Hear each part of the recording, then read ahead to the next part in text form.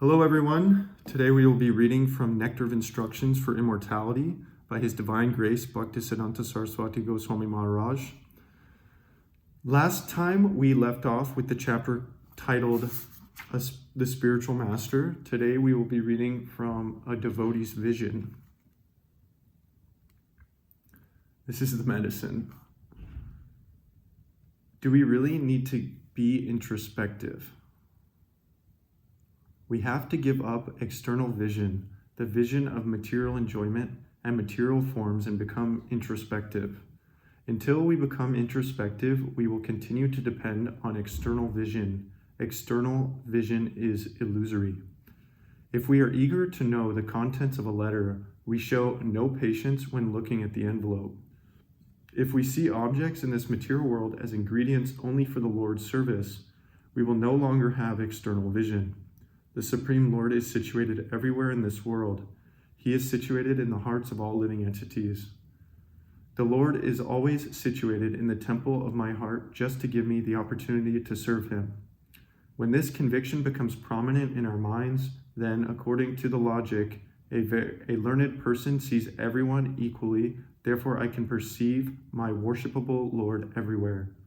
We will find our external inferior worldly vision cleared.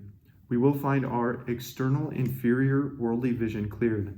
At that time, I will consider the entire world full of happiness.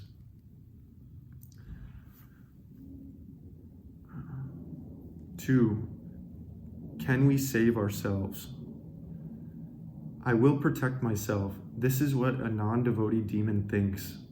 This concept will certainly get us into trouble. Instead, devotees know that Krishna is their protector. Why should we be afraid? We should maintain this understanding taught by the great devotee Prahlad. As soon as we become indifferent to Harikatha, topics about Krishna, and become less dependent on the Lord, we will become captured by various sinful motives and false ego. Then we will be in danger.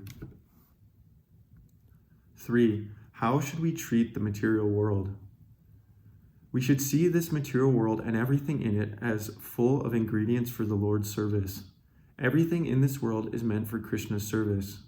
The day when we can look at the world like this and become liberated from the material conception, we will be able to see the material world as the spiritual world, Goloka.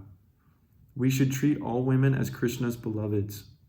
They are to be enjoyed by Him. Do not look at them with an enjoying spirit. They are meant to be enjoyed by Krishna, never by the living entities. Treat your father and mother as Krishna's father and mother. Instead of considering your children your servants, treat them as friends of child Krishna. Then you will not see the material world everywhere but Goloka. It's written in the Bible, if a man even looks at a woman lustily, he has committed adultery in her mind. This is the importance of purifying the subtle body, which consists of the mind, the intelligence, and the false ego. Until we can see everything as an emanation from Krishna, we should always consider ourselves inferior, but we should think we have been captured by the material energy as long as we still think that there are things out there that aren't connected to Krishna. There's a common misconception in many religious circles, so-called religions, that this world is somehow different from the Supreme Lord. No, it is actually a fully spiritual world that we live in, but we don't have the vision to see it yet. And so therefore, a demarcation is needed, and that demarcation is that we are trapped within inert matter. This is true. Until our consciousness is purified to the point of being able to see, which only comes as a merciful grant from our spiritual master and from the Supreme Lord. Until that happens, we should very much believe that we are imprisoned within a four-dimensional material inert space, and that we have somehow desired to be in this space.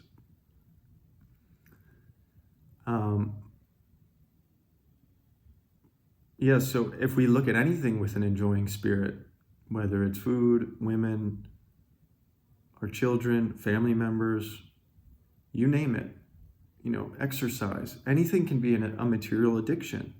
This is very, very crazy, isn't it? That anything can be a material addiction if overdone, and if not done to please the Lord's spiritual senses.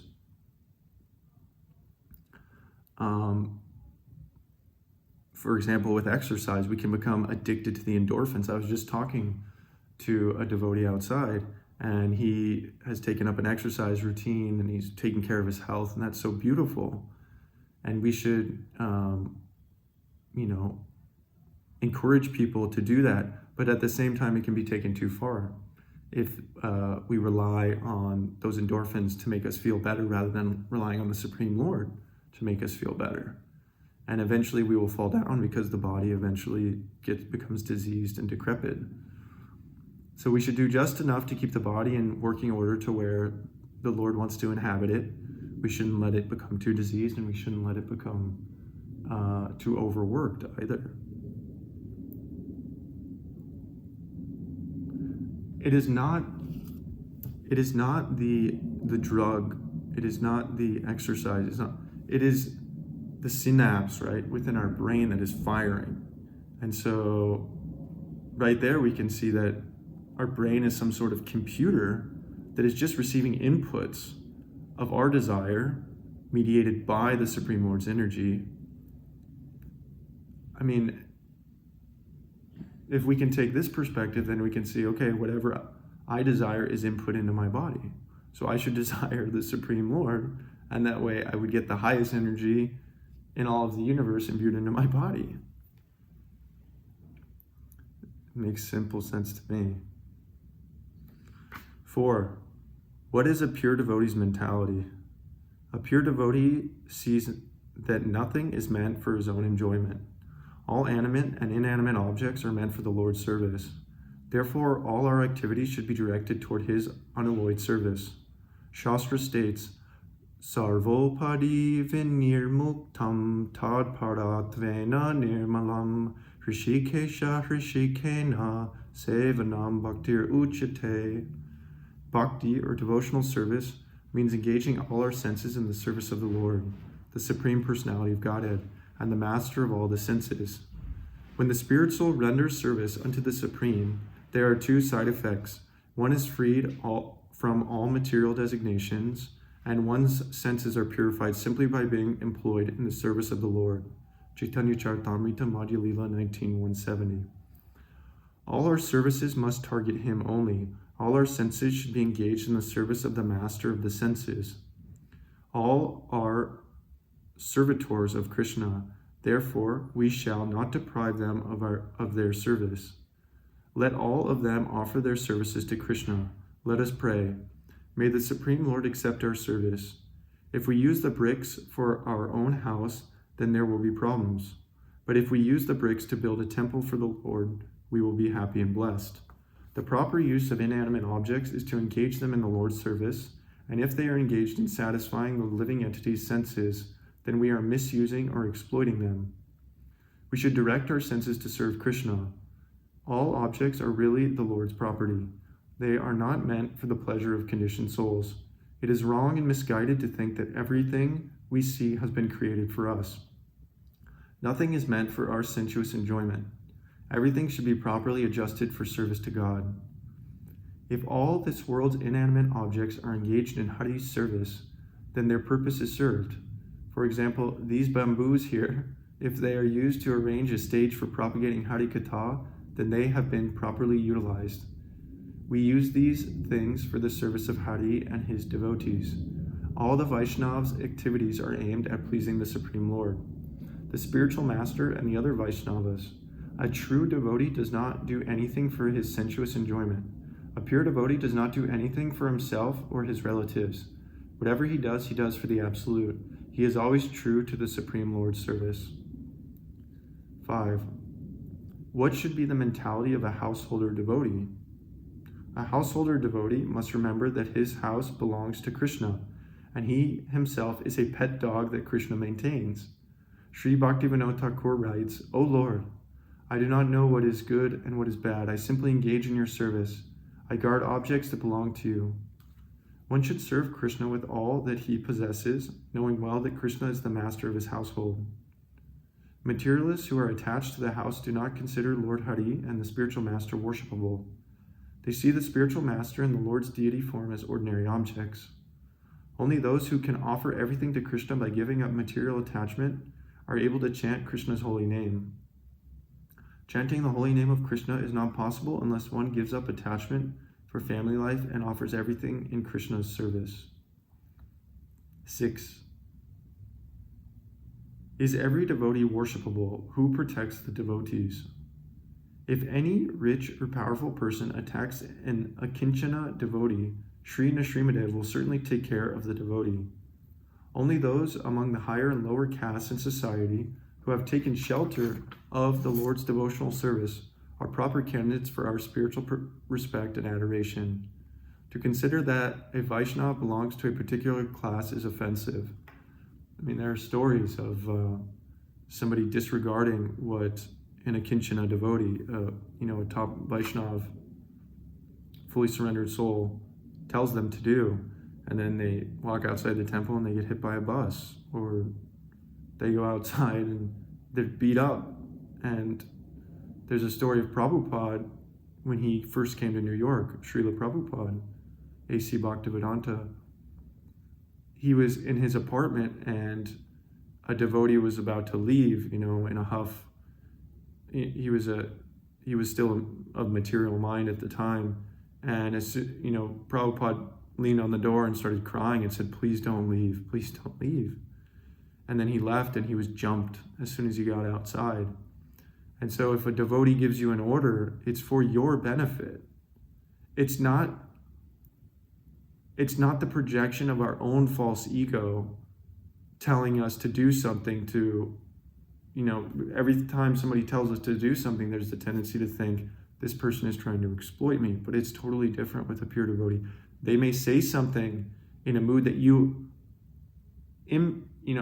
misperceive as being in a mood of egotistical mentality, but it's really meant for our benefit. And so if we can swallow our pride and take the instruction and then apply the instruction as it is given to us without extraneous extrapolation, courtesy of our ever fleeting mind and imagination, then we will be safe. But as soon as we try to become independent, we fall down, and we must suffer the karmic repercussions of not leading a proper life and not following those who have our own best interest in mind. I said it in my previous upload, but the spiritual master is not our material friend. A material friend will say what you want to hear. A spiritual master will say what you need to hear.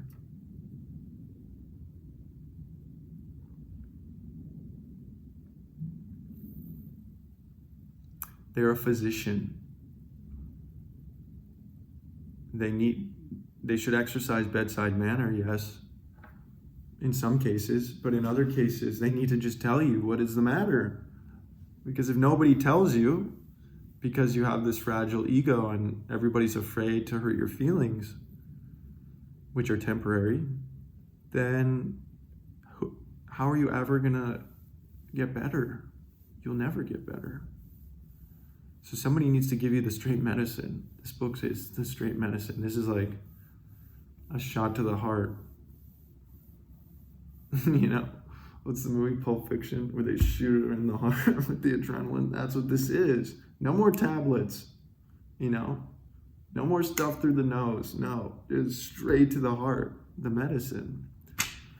That's what the pure devotee can give us. 7. What is the mentality of a devotee? A liberated soul does not desire liberation. The devotees are liberated souls. Therefore, they do not desire religiosity, economic development, sense gratification, or liberation. Devotional service is full of happiness. Everything else is devoid of happiness. Thus, only a devotee is actually happy, whereas everyone else is distressed and disturbed. Because there is no devotion in the activities of karmis, jnanis, yogis, bhogis, and tyagis, all of them are restless. Materialists think, let me be happy and let others suffer, whereas those walking the unalloyed devotional path think, let us perform Hari Kirtan 24 hours a day without cheating anyone. The path of unalloyed devotion requires no mixes, because chanting the holy name is an infallible weapon. First one hears through the ears, then gradually one finds the other senses favorably engaged. At that point, one becomes qualified to see the form, qualities, pastimes, characteristics, and associates of the Lord. According to this consideration, the devotees gradually make advancement on the path of devotional service.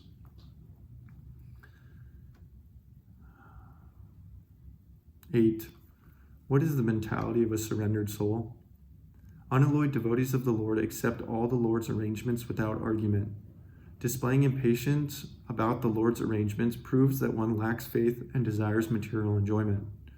Devotees are not concerned whether the Lord's mercy seems like punishment, cruelty, or wealth, because they are fully surrendered to the Lord. No amount of material inconvenience can distract them from their surrender or from accepting the Lord as their maintainer. The Lord is the ultimate seer of everything, but various obstacles impede the vision of the conditioned souls. By expressing displeasure at or restlessness with the Lord's arrangements, one certainly invites inauspiciousness. The surrendered devotees have no concept other than to engage constantly in Lord Hari's service by being pleased to accept the Lord's arrangements. I'm going to turn off the heater.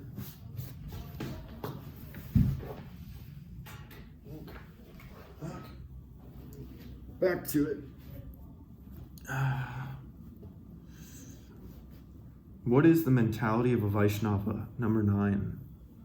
A devotee of Vishnu considers neither his spiritual master nor his disciples to be objects of his own sense enjoyment.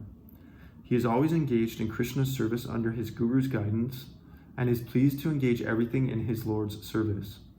A sincere disciple has no desire for sense gratification. He is concerned only with serving his spiritual master. If a disciple does possess the desire for sense gratification, it can be assumed that he is not fully serving the spiritual master.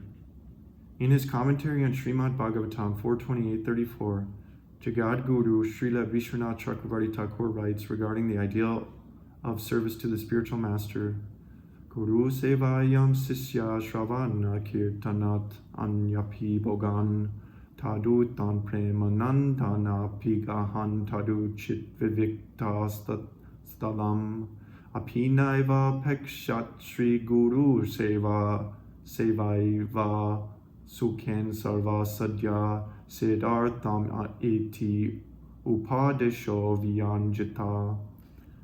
A disciple who is engaged in the service of his spiritual master does not mind sacrificing the happiness he derives from hearing and chanting about the Lord. In other words, he does not care about his own solitary bhajan, because he knows that simply by serving his spiritual master, he will easily attain all perfection. So, a common question is, should I chant the Hare Krishna mantra to purify myself, or should I serve the spiritual master? And the answer is that you should do both. Rendering service to the holy names is the best, but in our impure state, most of us cannot chant without offense. And so the spiritual master's instructions are given to us simply to get us to the point where we can chant without offense, so that we can have direct association with the Lord through his holy names. A sincere disciple has no desire for sense gratification. He is concerned only with serving his spiritual master.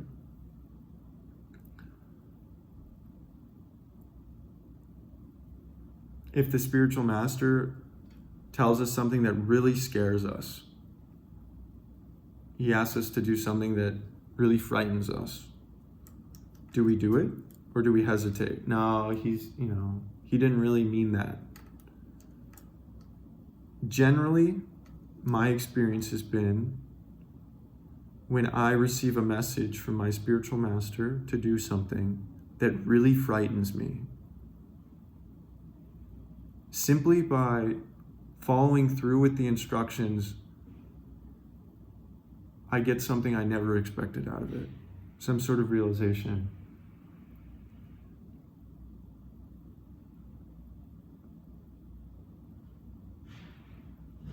We have to confront the dark side of our being sometimes to understand what we are capable of, what we've done in the past, incorporating the shadow as it is called in Jungian psychology. This is so important. The spiritual master will sometimes put us into situations that really frighten us, so that we will draw closer to him, so that we will draw closer to the Supreme Lord. You can't put off confronting conflict, whether that conflict is in yourselves, with others. You sometimes have to. By putting it off, you're just creating a insurmountable karmic load in the future that must be suffered. So best to drink a little poison every day than to drown in a pool of poison. Something like that. 10. How does a devotee see the material world? An exalted devotee sees the material world as the Lord's mercy. Mercy, compassion is worshipable. It is not possible to surpass the Lord's compassion. If one sees this material world, which is meant for the Lord's enjoyment, or the personification of the Lord's mercy in the spirit of enjoyment, one will certainly be punished. Yeah, welcome to the first 27 years of my life. 11. What mentality does a devotee maintain? The Kena Upanishad states that having received specific powers from the omnipotent Supreme Lord, the demigods perform their respective duties. When that power is withdrawn, the demigods lost their potency. Devotees who follow in Sri Rupa's footsteps, rather than placing faith in themselves, attribute all glories to their source. We do everything for the pleasure of Sri Krishna Chaitanya, Sri Rupa, Sri Bhaktisiddhanta Thakura, and our spiritual master. As soon as we give up the path of devotional service, the path of subordination to Krishna, false ego and illusion swallow us.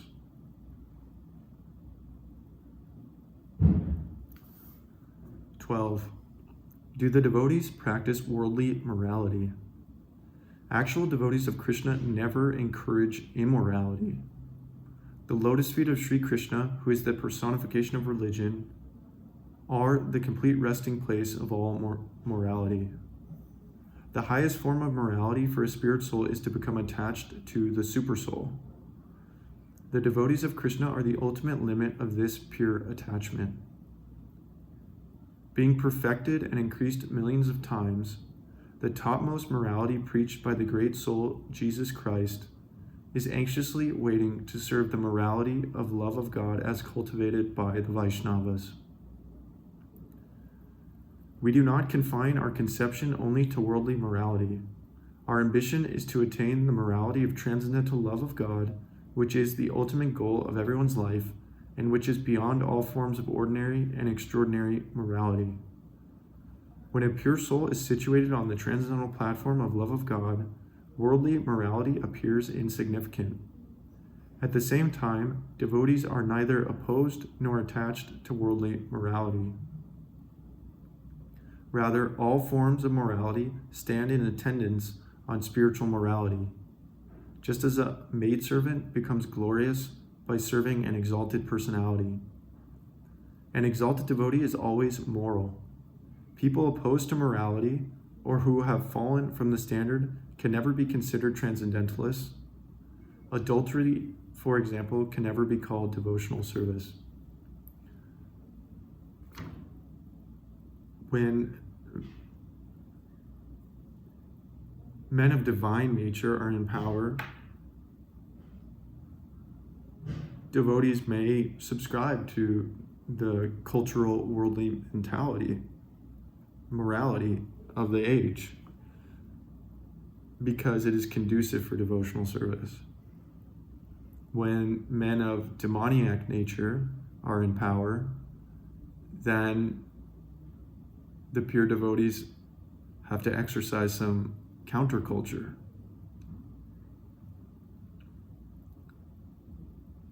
When Prabhupada came to New York in 1969,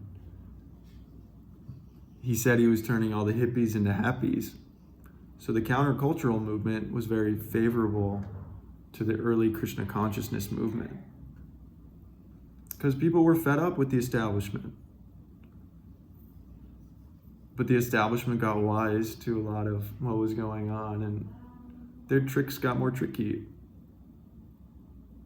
Now we have high technology blinding us. We have all sorts of things blinding us from the super soul that is within.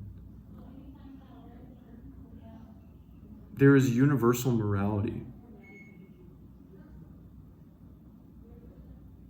Absolute morality. That's what we should strive for.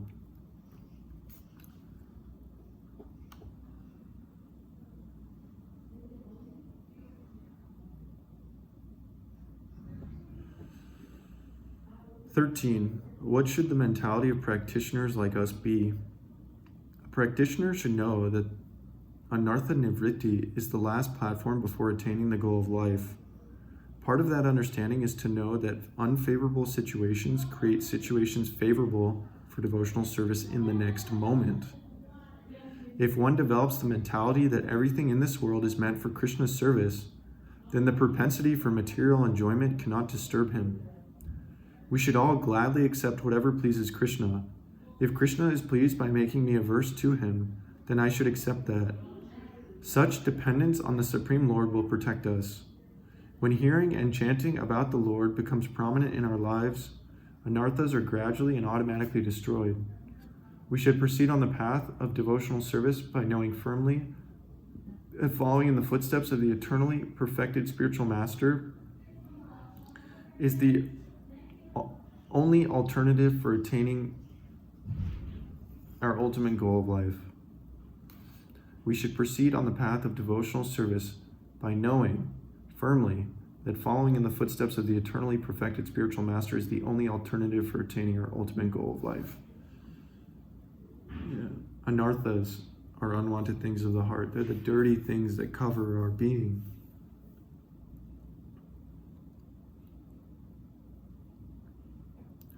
So in that last stage, your anarthas are burned up at the root, gone. And then pure love of God is attained.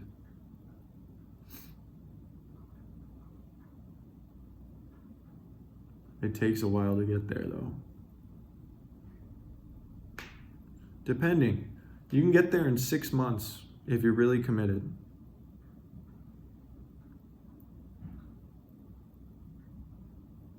You can get there in a moment if you're totally sincere. It only takes one moment to be Krishna conscious. It all depends. All depends on the individual.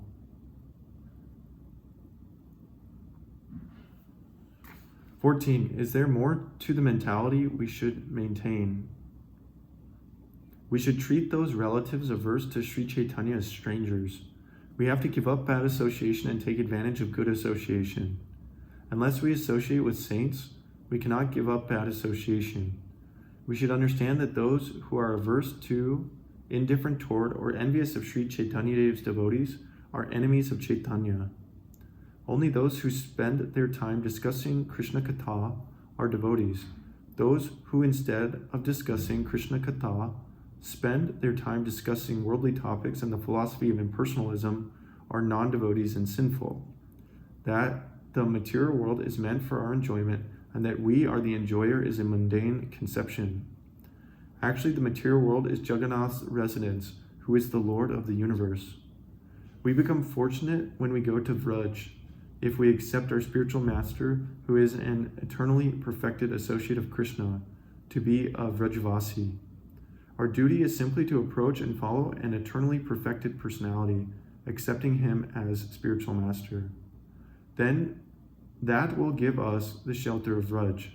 If instead we become independent and try to see things through sense perception, we will prolong our material existence and never reach Vraj.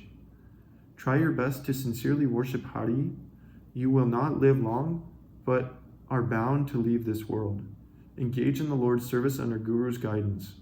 When your serving propensity becomes strong, nothing will distract you from that. Our perfection lies in desiring the dust from the lotus feet of the Guru, who is a staunch follower of Sri Rupa. By paying close attention to the pleasure of Guru and Gauranga, we will not be ruined by the desire for sense gratification. We must live simply to worship Hari. Do not give up Hari Bhajan simply because you see obstacles or dangers on the devotional path. Yeah. Determination and enthusiasm.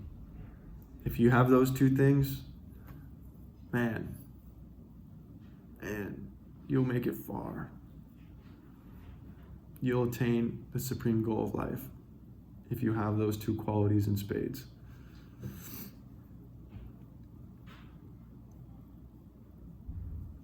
"15. What does a devotee understand to be true? Actual devotees do not become disturbed in any situation, whether it is happy or full of distress, convenient or inconvenient. Rather, they always engage in the Lord's service with body, mind, and speech. Devotees are firmly established in the principle of serving the Lord. They think, I am the Lord's servant. Serving him is my life and soul. Apart from service, everything is material existence or death. Devotees are by nature inclined to serve the Lord. They cannot remain without service. Only service-inclined devotees are able to serve the object of their service. The object of service, the servant, and the service are sewn with the same thread. The object of service, the servant, and the service are sewn with the same thread.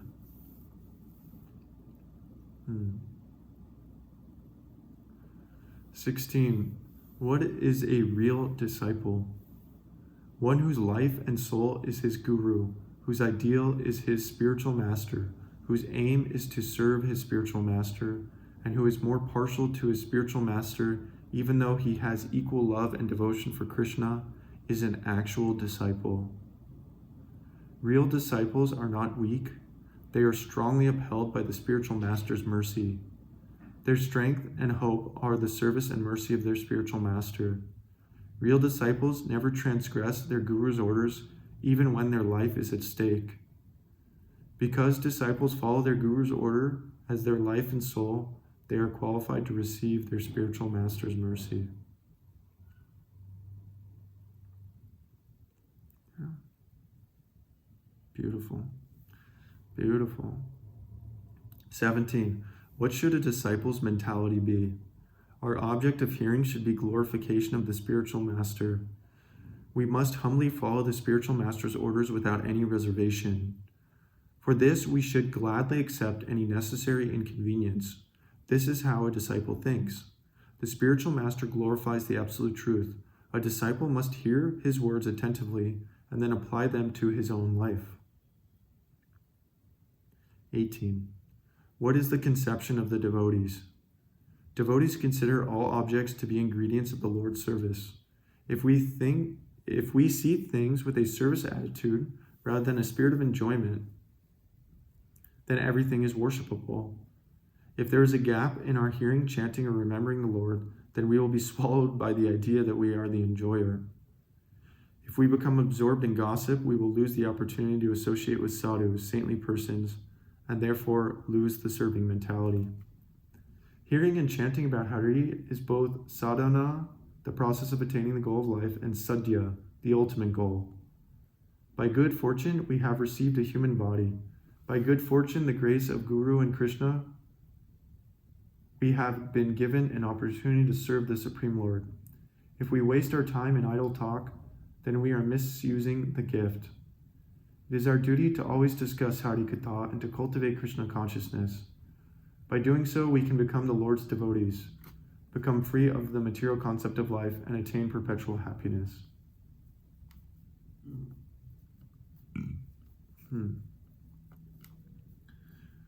19. Does a devotee see Krishna everywhere? According to a Vaishnava's transcendental vision, the Lord is eternally present in water as well as on earth. He is present in each and every atom. The Lord is situated everywhere as the Supersoul, but he does not come under the purview of those non-devotees who are attached to wealth, women, and fame. Such people do not believe in the Vaishnav's conviction.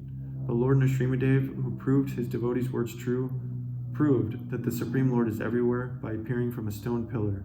Sri Nrsimhadev destroys impediments on the path of bhakti.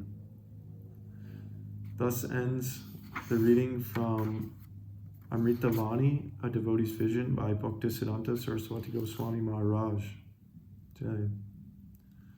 Thank you for being present with me today during our reading. The next chapter is devotional service. So please join me as we read this in our next soiree. Okay, Hare Krishna.